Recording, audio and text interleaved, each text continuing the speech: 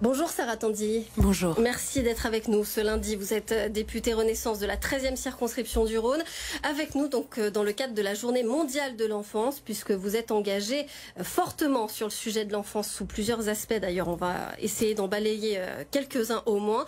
Alors, on va d'abord parler peut-être de l'un de vos engagements les plus récents. Vous avez été sollicité par une association qu'on a reçue d'ailleurs il y a quelques temps sur BFM Lyon, l'association de défense des droits des enfants placés et de leurs familles.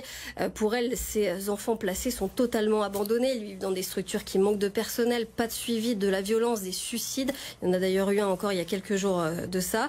La présidente de l'association nous disait que ce sont parmi les grands oubliés de notre société. Est-ce que c'est aussi votre avis ? Alors effectivement, ça fait partie de la difficulté qu'on rencontre et je voudrais vraiment commencer par saluer le travail de Madame Giantarelli et qu'elle mène avec cette association pour alerter les pouvoirs publics, mais également alerter la société civile et l'opinion sur la nécessité de donner plus d'attention, de mieux protéger ces enfants placés, dont il convient de rappeler que ce sont des enfants victimes. Et je crois qu'une société qui n'est pas capable de protéger correctement et de prendre en charge correctement des enfants victimes, c'est une société qui est indigne. Donc qu'est-ce que vous envisagez à votre échelle à vous pour justement faire bouger les lignes sur ce sujet ? Alors, vous savez que la protection de l'enfance, aujourd'hui et depuis une quarantaine d'années dans notre pays, c'est une compétence des départements.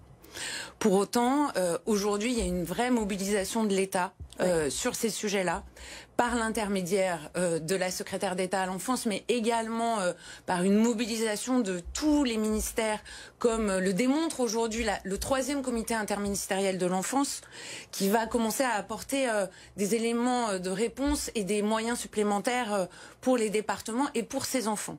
Ça veut dire d'abord porter une attention plus importante à ce qui se passe dans les établissements où sont placés les enfants. Plus de contrôle, hein, c'est ce que nous disait Madame Giantarelli, plus de contrôle, on ne va pas assez voir ce qui se passe dans ces établissements. Exactement. Et donc plus de contrôle, plus de moyens pour organiser ces contrôles de façon conjointe entre l'État et le département, avec un plan conjoint de contrôle de ces établissements. Et puis également porter une attention à la santé de ces enfants, à la scolarisation de ces enfants. Il y en a beaucoup qui sont déscolarisés, c'est ce qu'elle nous disait aussi. Exactement. Aujourd'hui, on constate qu'à 16 ans, il y a presque 3 fois plus de déscolarisation que les autres enfants. Et donc, Charlotte Cobel, mais également le ministre de l'Éducation nationale, Gabriel Attal, vont développer un programme qui va s'appeler Scolarisation protégée, pour porter une attention particulière au parcours scolaire et à la scolarisation de ces enfants. Donc ces enfants seront aidés, en tout cas c'est ce qu'on peut espérer dans un avenir proche.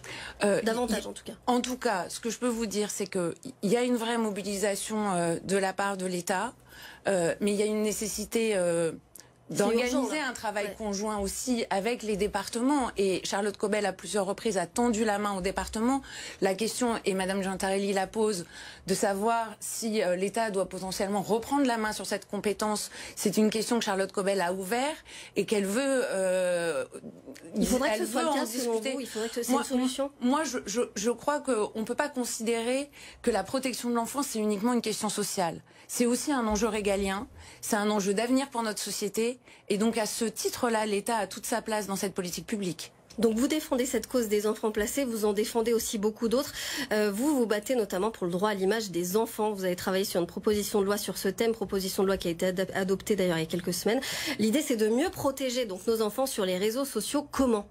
Alors, cette proposition de loi qui a été proposée par mon collègue Bruno Studer et effectivement qui a été adoptée en seconde lecture à l'Assemblée nationale et qui sera examinée le mois prochain au Sénat, effectivement, c'est un texte d'abord qui se veut pédagogique, éducatif pour expliquer aux parents l'enjeu de protéger le droit à l'image de leurs enfants sur les réseaux sociaux.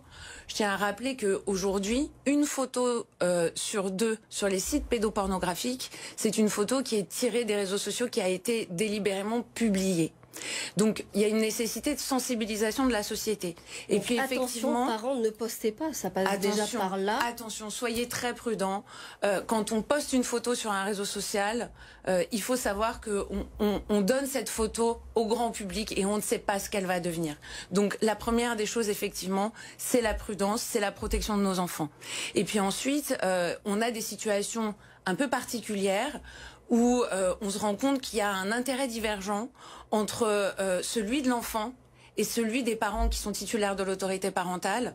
Et dans ce cas-là, ce qu'on propose avec cette proposition de loi, c'est simple et c'est efficace. C'est simplement de confier ce droit à l'image de l'enfant à un tiers pour que le parent plus aux parents qui usent, abuse de l'image de son enfant, parfois à des fins financières, sur les réseaux sociaux, parfois à des fins financières, pour pouvoir faire la promotion d'un certain nombre de produits à destination des plus jeunes. Dans ces moments-là, on considère qu'il faut qu'il y ait un tiers qui puisse exercer ce droit à l'image pour l'enfant.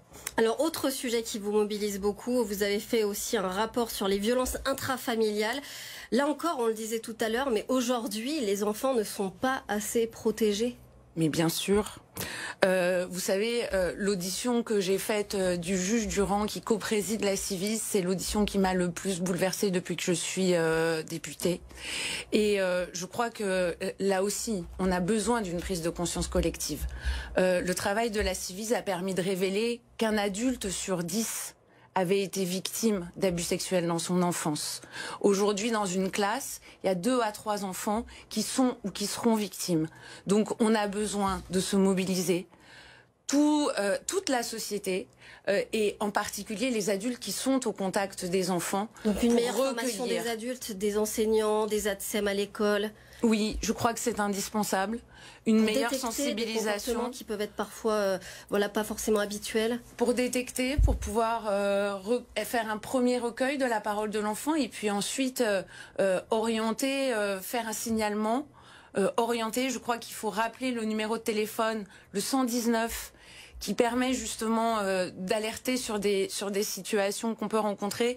Les enseignants, les ATSEM, les médecins bien sûr qui sont à l'origine de la grande partie aujourd'hui des signalements doivent se mobiliser. Dernière question rapidement, mais est-ce que la réponse pénale est suffisante? Parce que c'est ce que nous disent beaucoup d'associations, c'est qu'aujourd'hui la réponse pénale est insuffisante et une majorité d'agresseurs ne sont pas condamnés.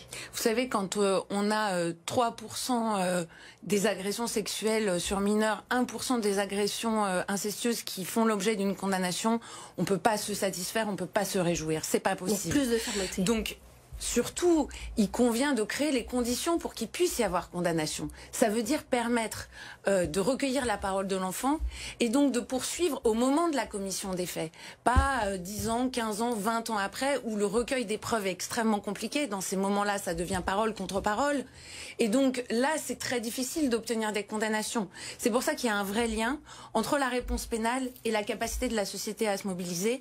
Mais je crois aussi que le statut de victime, il peut aussi passer par une autre reconnaissance, par exemple sur la prise en charge psychotraumatique des victimes, pas seulement par une prise en charge pénale. C'est aussi une réponse. Merci beaucoup Sarah Tandili d'avoir été notre invitée ce lundi en cette journée mondiale de l'enfance. Merci, on le rappelle, vous êtes la députée Renaissance de la 13e circonscription du Rhône.